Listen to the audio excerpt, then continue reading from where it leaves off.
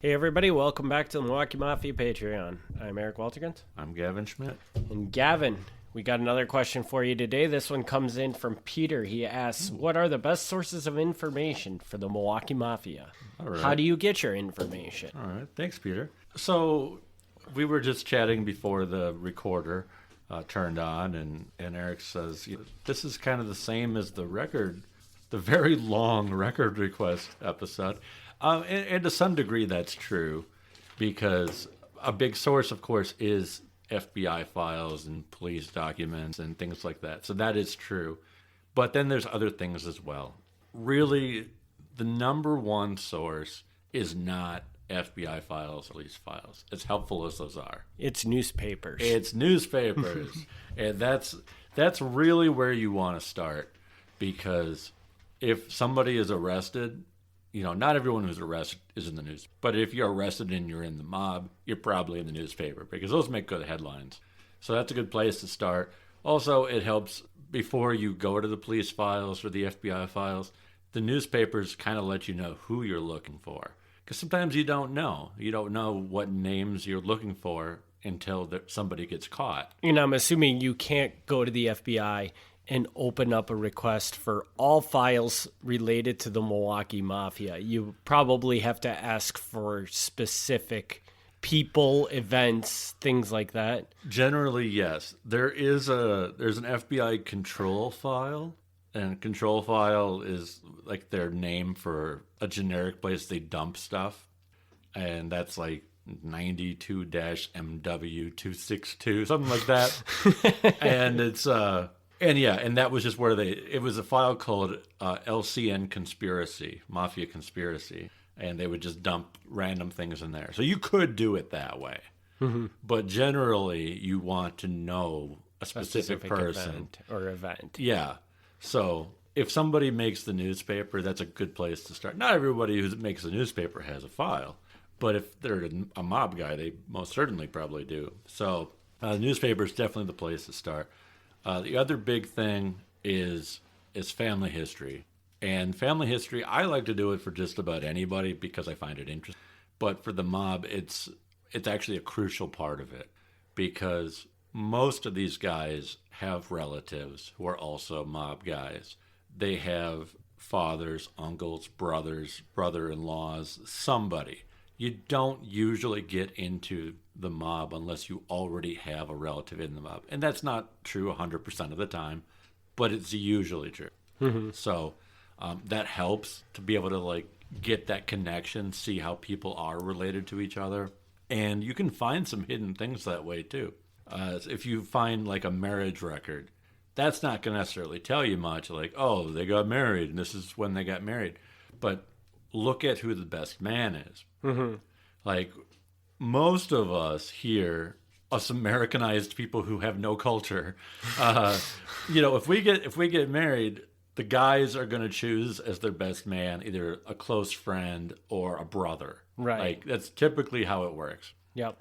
If you're a mob guy and you get married, that's not who you pick. You pick another mob guy.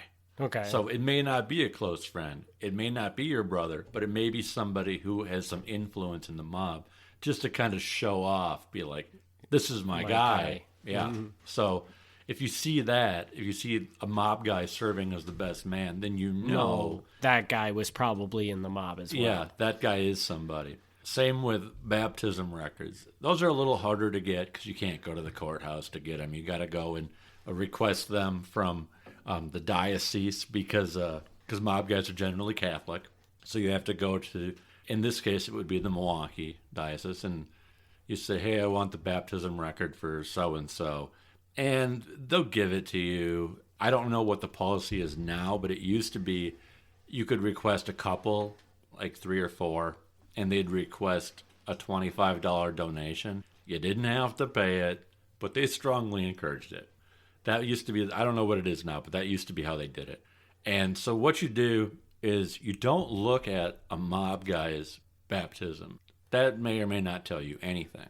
You look at the kids of a mob guy, and that's when you see the links.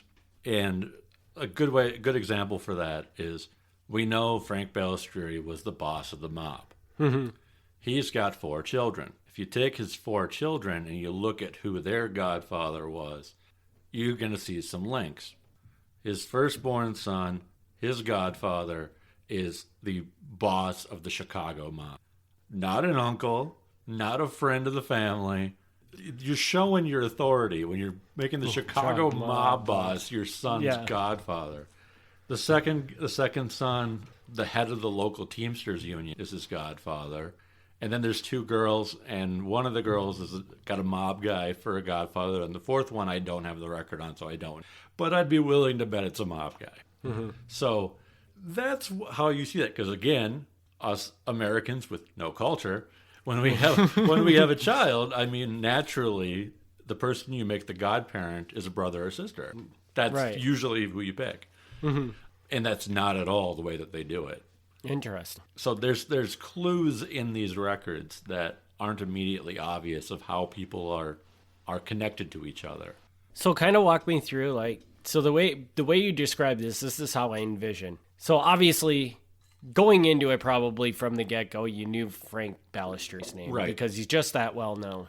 Right. So I don't know you. I want to start researching the Mafia. Sure. Am I going to take Frank Ballester, basically research his whole family, and just kind of start getting names of anything I can? So look at people his sister's married or whatever, and just try to get as many names as possible. And then do you take it to the newspaper and start looking up these names and to see if they were out there doing something that would suggest that they were with the Mafia, and starting to kind of create like events that might be tied to the Mafia? Is that kind of... You could do it that way.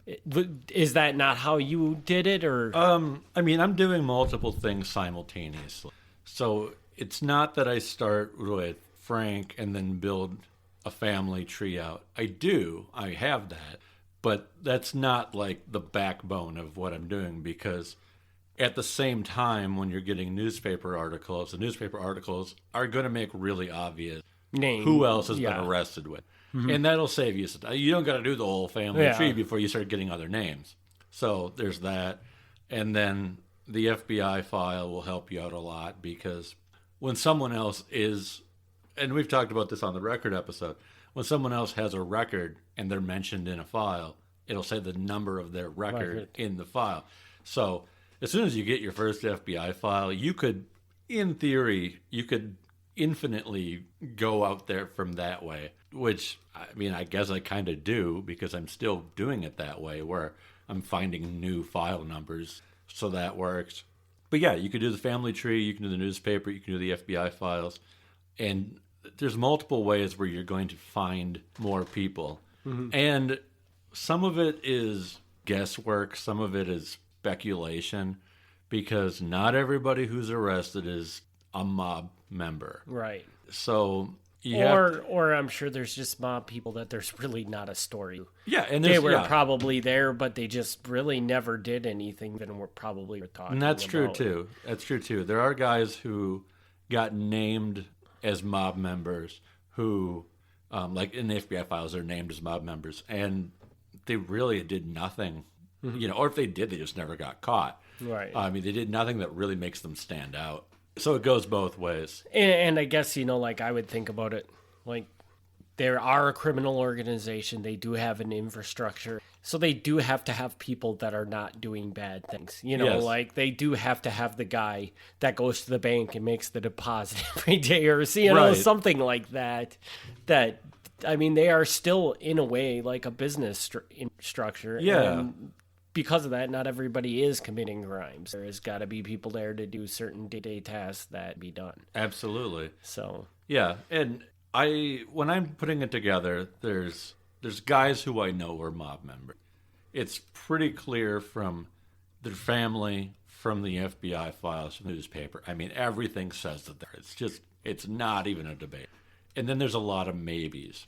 And the maybes, if I'm giving a talk somewhere or I'm writing a book or whatever I'm doing, I'm not going to say, this guy is a mob member. I won't say that. But like in my personal notes that I keep, I mean, I'll still make a notation on it that like this guy is worth watching, because there's a lot of guys who are not, I mean, on the main Milwaukee Mafia that we just recorded, we were talking about Sid Brodson, the gambler. Not a mob member. I mean, he couldn't even be because he happened to be Jewish. So, not a mob guy, but he's the kind of guy who you want to follow because he's going to be working with all these other gamblers and bookies and all that. And he's still living in this world. Right. So there's a lot of guys you want to keep track of when you're researching, even if, if you just say like, oh, well, he wasn't a mob member, I'm not worried about that guy. Yeah, you could do that, but you're going to miss a lot of the story. Right, because he probably passes through 5-6 mob people on a regular basis that you could pick up the trail of that mob member from his story base, right? Right. Is what you're going at. Right. And like with Sid Brodson, like by the time the FBI files start picking up, which is like the 60s, 70s, we see that he's interacting regularly with the mafia. I can't see that in the 40s and 50s because FBI files. So I could guess he probably was, but I don't know.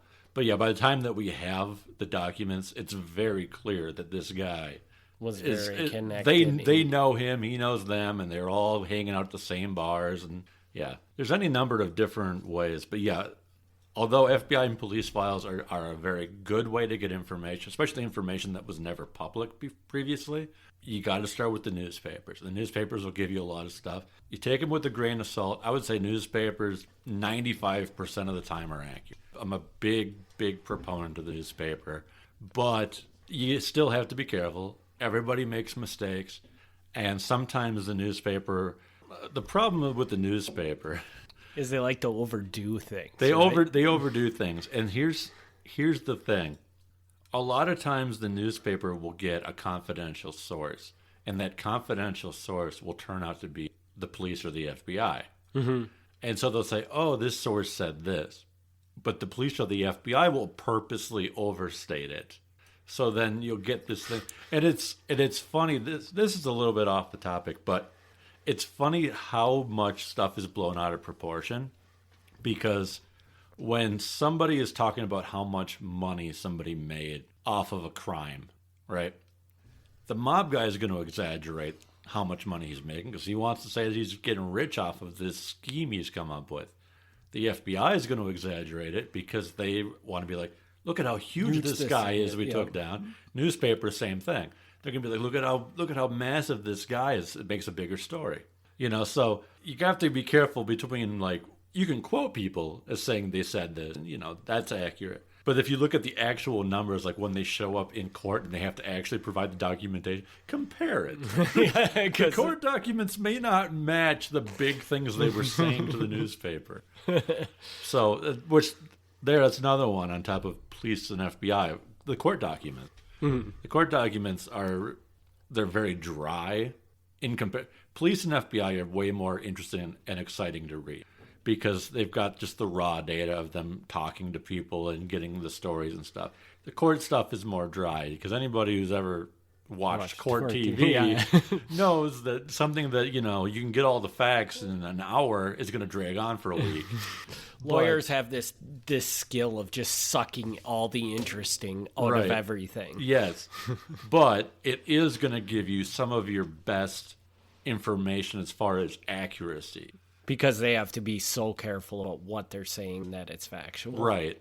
I mean, you can write what you want in a police report or an FBI report, and not to suggest that they're not being honest in them, but once you're in court, you really got to be careful not to say things that aren't accurate.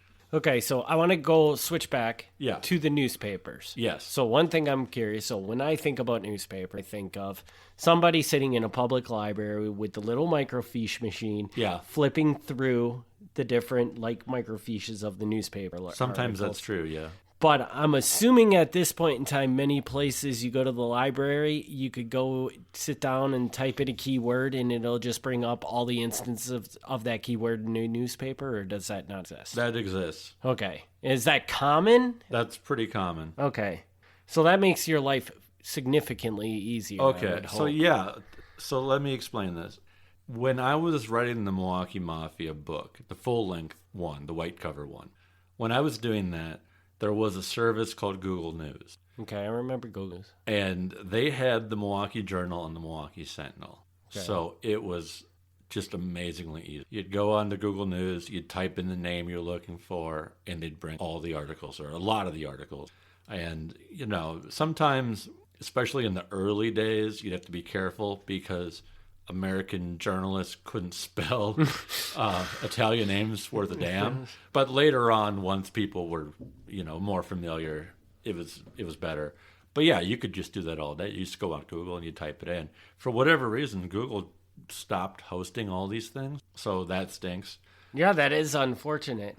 See, like Google, when you say Google News still exists. Well, it still exists, it's not but that it's at current all. stuff. Yeah, it's not that Right. at all. It's current stuff. But they used to have an archive, and they had the entire Milwaukee Journal and Milwaukee Sentinel. For you young folks out there, the Milwaukee Journal Sentinel used to be two different newspapers, the Journal and the Sentinel. That was on there. But you still, yes, if you have a library card in the state of Wisconsin, you can go onto your library's website and you can access newspapers. Now, sadly, the Milwaukee newspapers are not on that service. Well, that's a bummer. It's a big bummer, but a lot of them are. Kenosha is, Racine is, Madison is. So you still get a lot of it. The Milwaukee ones, I'm told there are some sources that you can still get them through, but they're not the easy ones. They're not the ones that are like the most accessible. So it takes a little bit more work than it used to. But if you're doing Racine, Kenosha, or Madison, yeah, you can just sit on your couch in your underwear and read the newspaper all day. So you get your free library card, and you log on, and you read your news and read about all your mob murders of the 20s and 30s, all you want. So with the Milwaukee ones, then, what are you doing is that going to Milwaukee's library and sitting in front of a microfiche machine? Or do they have something else but not as good as this central database thing? Like I say, there's other things. I believe that, like, there's a place called, like, Genealogy Bank. I believe they have the newspapers from Milwaukee. I could be wrong. So what happened is I used the Google thing extensively. And I did that to put together the Milwaukee Mafia book. And then after Google stopped doing that, I have actually had very limited access to them, which sounds bad. I mean, that sounds really bad, but it's actually not that bad. Because at this point, like, I had a lot of what I needed. And with the FBI files, for people who aren't familiar with FBI files, the FBI is also really good about clipping newspapers. So if you get a file on a person, if they're mentioned in the local newspaper, they'll have that clipping will be in their file. So I actually very rarely feel the need to access the Milwaukee newspapers, because if I have the file on the individual that I'm writing about, the newspaper article is already there. So I'm sure there are still some that are missed or whatever, but the vast majority of the information I can get secondhand. I mean, I wish the Google thing was back. Yeah, that's because sad. I was so spoiled by that now, even though I could do it the longer way, I just very rarely do. Because I got used to doing it the easy way. That's tragedy, man. Yeah. And I can't believe that they're not in whatever. I don't know why they stopped hosting it. I don't know why they did that.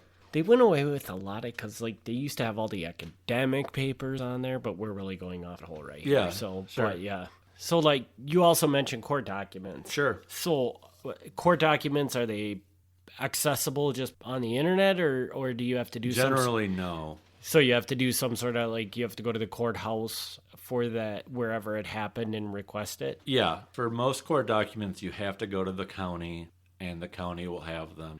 And if they're older than, like, 10 years, they're going to in a basement, and you might even have to give them a day or two to know that you're looking for them. So that's important to know, that you can't just show up and ask for a 50-year-old file, because the lady working the desk isn't going to go run and grab that for you. But some things are online. It is getting a little better. Most of the stuff from, like, the appeals court is online. So the original court testimony, you're going to have to go and physically get.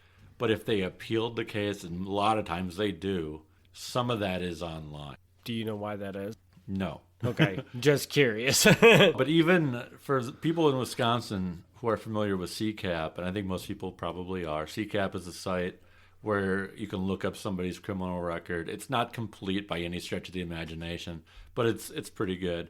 And if you go on there, the appeals court and the Supreme Court, they don't do this with the local regular county courts. Maybe someday they will, but the appeals court and the Supreme Court, they actually upload the PDFs of the case files. So if somebody appeals a local decision, you can actually read it on the and I could level. see, because on the local level, it's harder to get all these little different government branches to play into that stuff or whatever. But the funny thing about that is the county I'm most familiar with is not actually Milwaukee. It's actually Outagamie County, which is the Appleton area.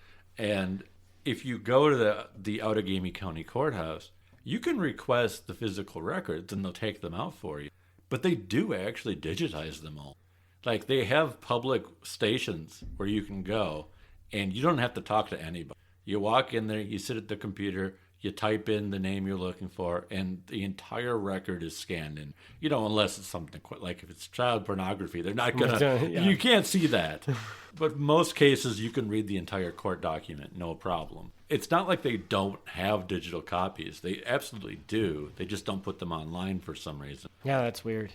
All right. Do you have anything else you want to cover with this? Not really. I mean, if you triggered something, I'd say, but I can't think of anything else at the moment. Cool. All right, then I guess we can wrap this Patreon up. We will be back in 1 week with a regular Milwaukee Mafia podcast and 2 weeks with another Patreon. Sounds good. And if anybody has any questions about how to find any of these things, if I didn't explain it well enough or I forgot one, always feel free to reach out at MilwaukeeMafia@gmail.com, because there's probably things I could explain better or things I forgot. So always happy to help. And keep the questions coming. I've got my list of questions here, and we are pretty much out of questions except for a couple really short ones. So, and I have 3 more to add to that list. So we have a couple more, but we always need fresh ones. All right, thanks everybody for tuning in. We'll be back in a week, and again, thanks for the support of the podcast. All right. Thank you. Hey there, Milwaukee Mafia listeners. Thanks for tuning into the bonus episode from our Patreon archive. If you want to hear the latest and greatest content, head over to patreon.com/MilwaukeeMafia to join the Patreon today. Catch you on the other side.